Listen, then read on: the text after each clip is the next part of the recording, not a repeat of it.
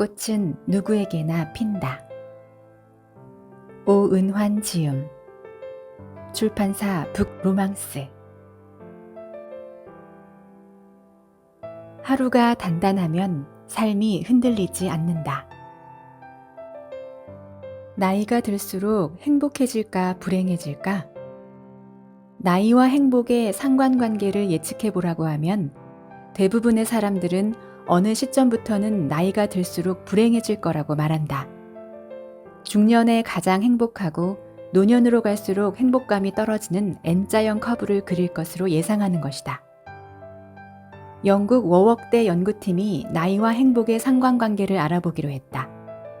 그들은 전 세계 80개국의 나이별 행복지수를 살펴보고 대조했다.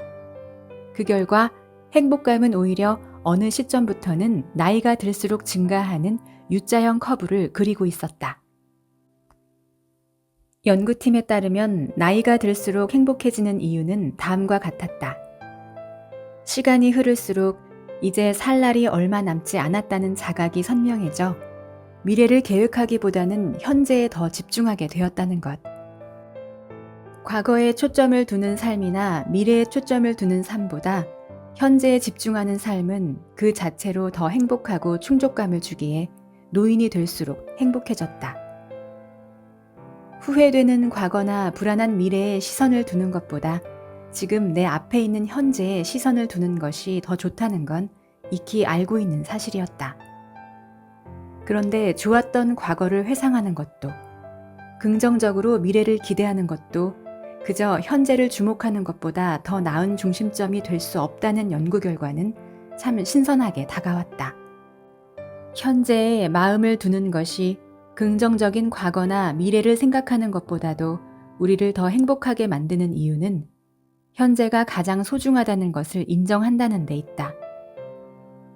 긍정적인 과거에 초점을 두면 현재가 과거보다 못한 것이 되어 상대적으로 현재에 불만족하게 되고, 긍정적인 미래를 너무 기대하며 살면 이 또한 현재는 불만족스럽다는 것을 인정하는 꼴이 되기 때문이다. 그렇다면 현재를 온전히 산다는 것은 무엇일까? 혼자 설거지할 때를 생각해보자. 갑자기 여러 생각이 떠오른다. 오늘 직장에서 있었던 스트레스 받은 일, 설거지를 마치고 해야 할 일이나 내일 해야 할 일, 원하는 일이 내 생각대로 안 되면 어쩌나 하는 미래에 대한 걱정. 온갖 과거와 미래에 관련된 생각들이 불쑥 올라와 머리가 혼란해진다.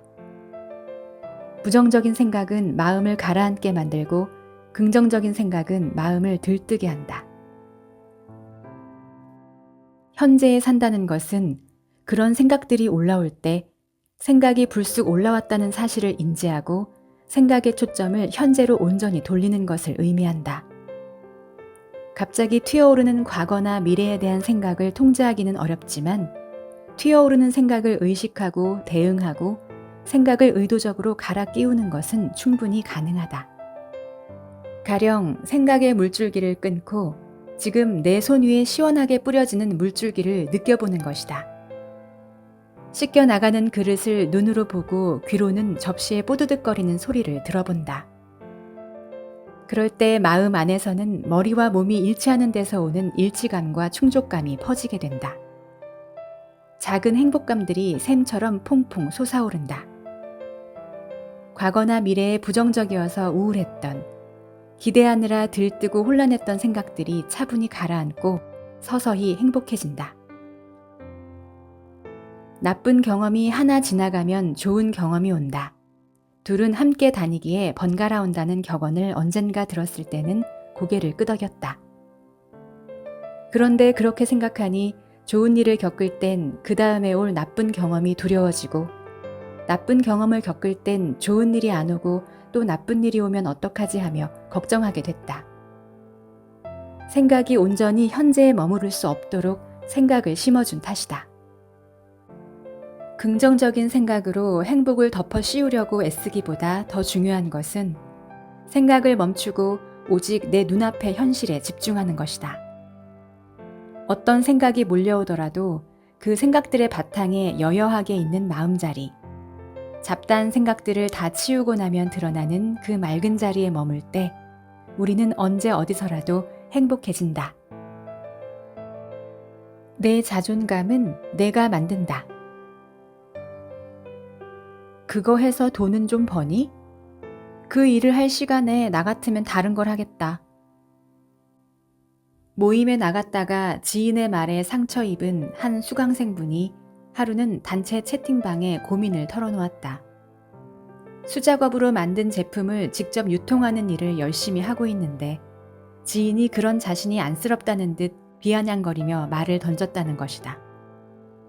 수강생분은 속상한 마음에 일이 영 손에 안 잡히고 밤에 잠도 잘 못 잔다고 했다. 단체 채팅방은 금세 그분의 마음을 10분 공감하는 대화로 가득 채워졌다. 뭐만 하려고 하면 쓸데없는 일을 시작한다고 구박하는 선배. 어차피 도중에 그만둘 거니 괜한 시작도 하지 말라며 면박 주는 가족. 돌아다니면서 길거리에 시간과 돈 낭비하지 말고 아이나 잘 돌보라고 화내는 남편의 일화 등 너도 나도 비슷한 경험을 했다는 이야기가 한참 이어졌다.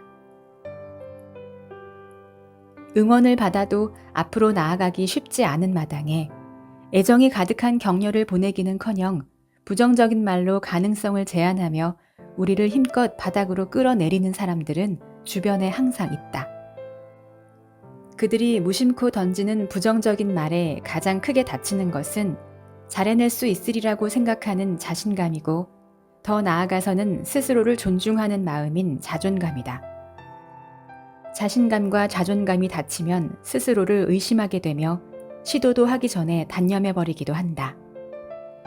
나 또한 살면서 주변 사람들에게 자신감과 자존감에 공격받은 일들이 참 많았다.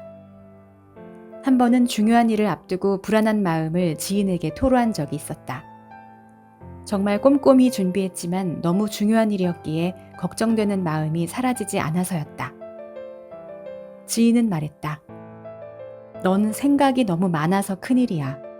그렇게 생각이 많으면 뭘 할 수가 없어. 넌 사소한 일에도 크게 불안해하는 성격 때문에 큰일은 못하겠다.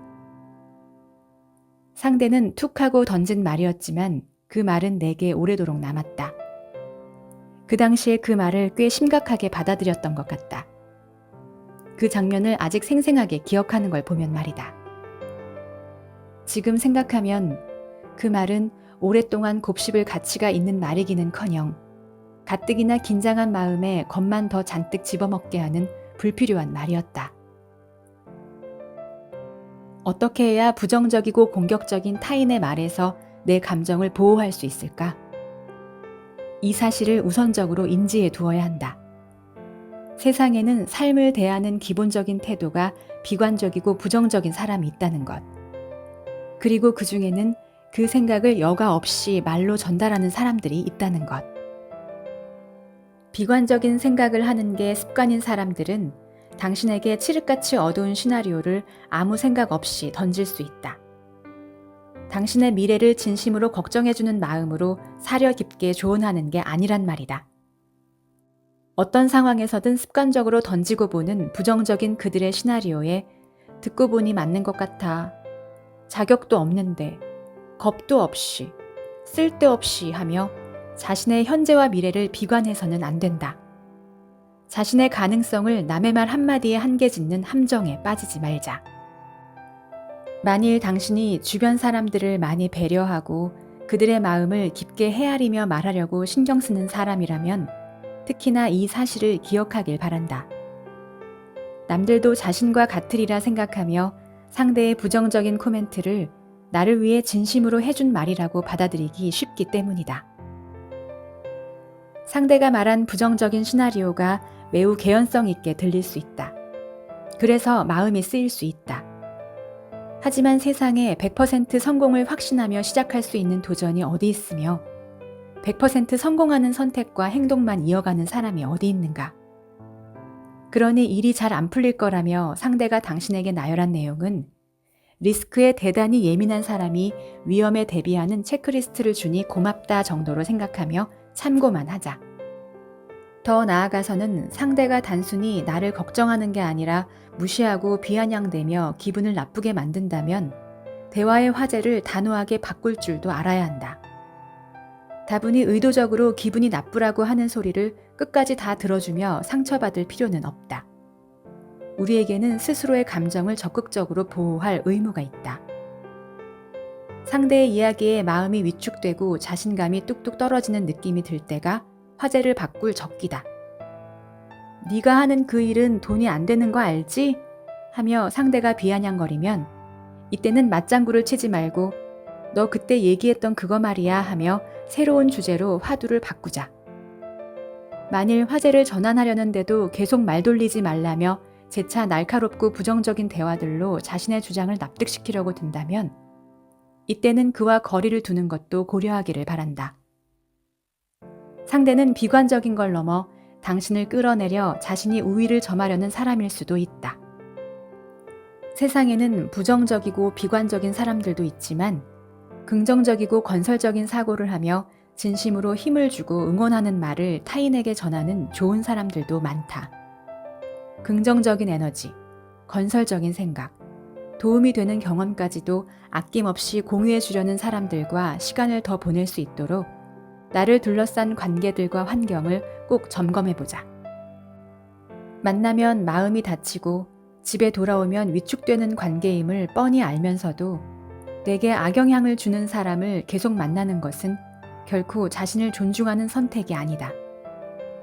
자존감을 높이고 싶다면 스스로를 존중하는 선택을 하자. 자존감은 남이 아니라 자신이 만드는 것이니까. 내가 나를 존중하는 선택과 행동을 할 때, 그리고 주변 사람들의 진심 가득한 격려와 인정이 함께할 때 자존감은 높아진다. 성장해야 할 때가 온다. 처음 시작하는 일은 모두 낯설고 어렵다. 그렇지만 반복의 반복을 거듭하다 보면 요령이 붙고 능숙해지면서 점점 쉬워진다. 지금 당신이 아주 편하게 하는 일의 처음을 생각해보면 쉽게 공감될 것이다. 나는 요리를 하면서 이를 느꼈다. 한 번은 파스타를 맛있게 만들고 싶다는 생각에 요리를 배워본 적이 있다. 처음엔 모든 것이 다 어려웠다. 재료 손질부터 면 삶기, 적절한 간으로 맛을 내기 등 모든 단계에서 시간이 오래 걸렸다. 하지만 여러 번 반복해서 노력하다 보니 결국에는 걸리는 시간도 줄고 맛있어지고 아주 능숙해졌다. 업무 영역도 마찬가지다. 사회생활을 처음 시작할 때 대부분의 사람들은 어려워하고 낯설어한다. 긴장과 부담 때문에 힘들어하기도 한다. 하지만 이내 적응하고 익숙해진다. 업무에 루틴이 생기면서 편안해진다. 미국의 저명한 심리학자인 로버트 여키스는 이러한 현상을 컴포트 존의 개념으로 설명한다. 우리가 어떠한 업무에 대해 편안하게 느끼고 더 이상 스트레스가 크지 않고 그 다음에 무엇이 올지 알기에 충분히 대비가 가능한 상태가 바로 컴포트 존 상태다. 흥미로운 사실은 이 단계에서 누군가는 노력 끝에 능숙해졌다고 느끼고 만족하며 성장을 멈추고 누군가는 새로운 성장을 해야 할 때가 왔다고 하며 새로운 목표를 세우고 도전한다는 점이다.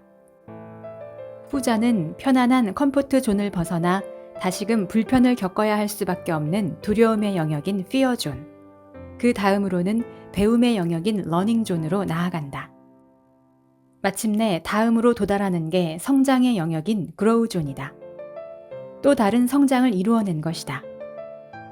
그렇게 성장에 성장을 거듭하는 선택을 반복한 사람들은 누군가가 쉽게 따라잡을 수 없는 초격차를 만들어낸다.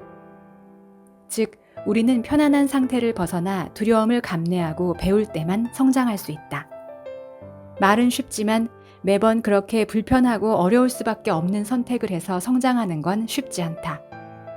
마음도 몸도 편안하고 행복한 상태인 컴포트 존에서 또 한 번의 도약을 선택한다는 것은 본능을 역행하고 끈기와 인내로 자기 극복을 이루어냄을 의미한다.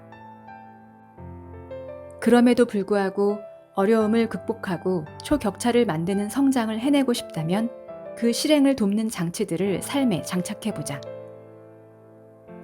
새로운 환경에서 새로운 사람 만나기. 새로운 공간, 모임, 스터디, 프로젝트 등 신선한 자극을 줄 수 있는 건강한 사람들과 함께 해보자.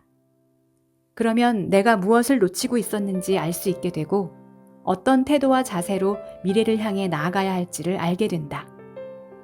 새로운 환경과 새로운 사람들은 나를 힘차게 움직이게 하는 강력한 도구가 되어준다. 목표를 선명하게 만든 뒤 공표하기. 다이어트를 하기로 마음을 먹었다면 3개월 뒤 나는 바디 프로필을 찍겠어. 또는 5kg을 감량하겠어. 등 구체적인 목표와 기간을 설정한다. 그리고 반드시 해내겠다고 주변에 공표한다. 이는 공개 선언 효과로 주변에 공개적으로 자신의 결심을 밝히면 실행력이 증가해 목표를 더욱 쉽게 성취하게 되는 심리작용을 이용한 것이다. 혼자 다짐하지 말고 여러 사람 앞에서 말하게 되면 사람들은 자기 말에 더 책임을 느끼고 가벼운 사람이 되지 않기 위해 약속을 더 잘 지킨다. 실패에 대한 관점을 갈아 끼우기. 성장에는 작은 실패들이 여러 차례 등장한다. 이 말을 반드시 기억하자. 그러지 않고 이번에 시도하는 일에서 무조건 성공할 거야. 내 사전에 실패는 없다면서 새로운 영역에 도전하면 실패에 대한 두려움과 부담 때문에 오히려 위축되고 긴장하여 기량을 발휘하지 못할 가능성이 크다. 그저 작은 실패가 등장하면 피드백의 기회로 여기고 유연하게 성장하겠다고 결심하자. 무엇보다 중요한 것은 또 한 번 성장하기로 결심한 나는 정말 멋진 사람이다. 이런 멋진 나는 또 해낼 것이다 하며 자신을 믿어주고 긍정하는 데 있다. 어려운 선택을 다시금 결심한 당신을 응원한다. 쉽고 누구나 다 가는 길이 아닌 어렵고 좁은 길을 선택한 당신의 앞날은 그만큼 더 멀리, 길게 펼쳐질 것이다.